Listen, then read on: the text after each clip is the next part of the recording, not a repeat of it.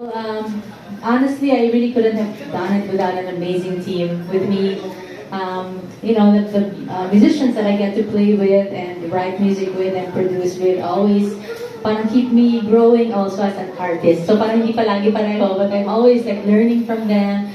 And also, having a team like of, yung manager namin, and also the people that we work with, great label like Sony Music na nandun pa rin yung support.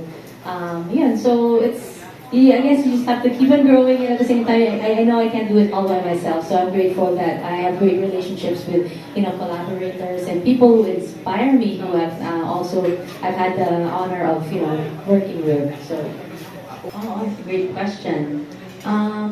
I would say maybe Compass, which is our carrier single that for this album.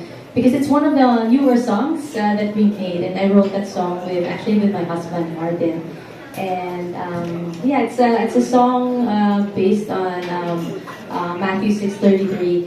It's something like a verse that was very personal to us, especially during the tough last couple of years that we went through, uncertain times, diba? But we were really just holding on to our faith in God, and trusting that He was still in control, that He had a good plan. So yung song is about that, about Matthew 6:33, and it also features this unique instrument that I've had the joy to play na binigay sa akin ni Mr. Joy Almalbis. It's the kuglong, and so sobrang exciting sa amin to perform and record that song. What's your name from Orange Magazine? That's a wonderful question, actually.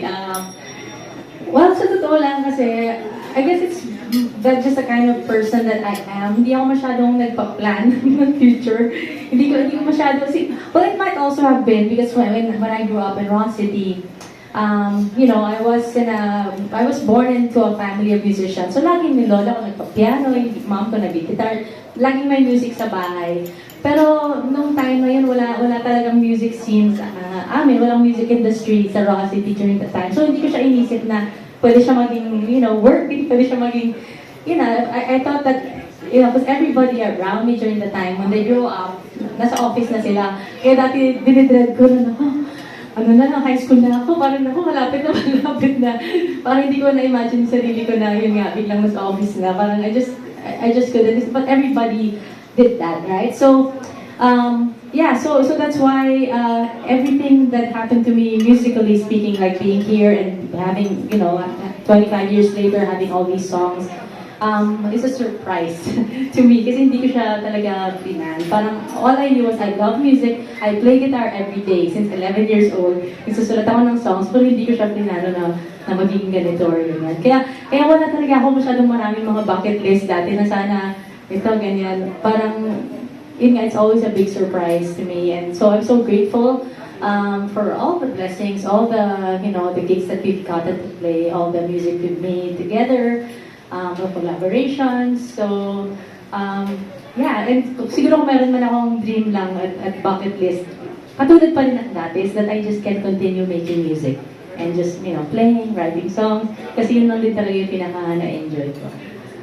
Sa totoo lang, when I started writing songs, sulat ako, nasa bahay lang ako, kumakanta ako palagi ng mga songs ko, gawa-gawa lang ako. Hindi ko, like I said, it wasn't a means to an end. Hindi ko naisip na dahil sa songs na to, magagawa ko to. Parang na-enjoy ko lang yung music. But of course, when you enter the music industry, suddenly meron parang may pressure na, di ba? Parang kailangan may maabot ka na success, or kung may maabot ka naman, parang kailangan ma-sustain mo, di ba? Ganon. So, I really did feel that pressure through the years, and like you said, it's up and down because it's really not the same. Not every song that you put out will have the same, will be received the same way, right?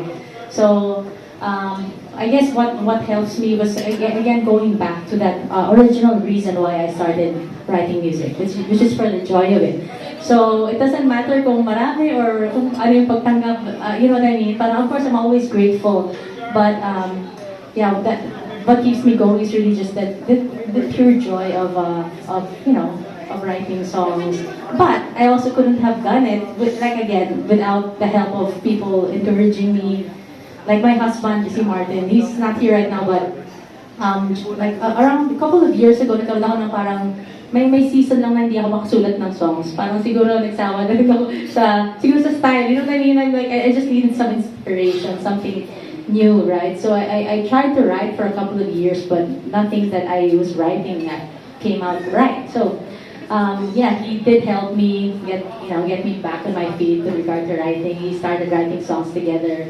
And a lot of the songs actually that we hear in this album, Tower Sessions Live, is a collaboration between my husband Martin and myself. So, ayun. I hope that answers your question. So, a lot of help from my friends and love for music. And of course, always just counting and trusting in God's plan. For me, honestly, ilang beses na ako na, God, baka tapos na. God, baka iba na yung papagawa mo sa akin. But for me, it's just a daily thing that, asking Him to guide me. And I'm just thankful na, we still get to do it. So, praise God for that.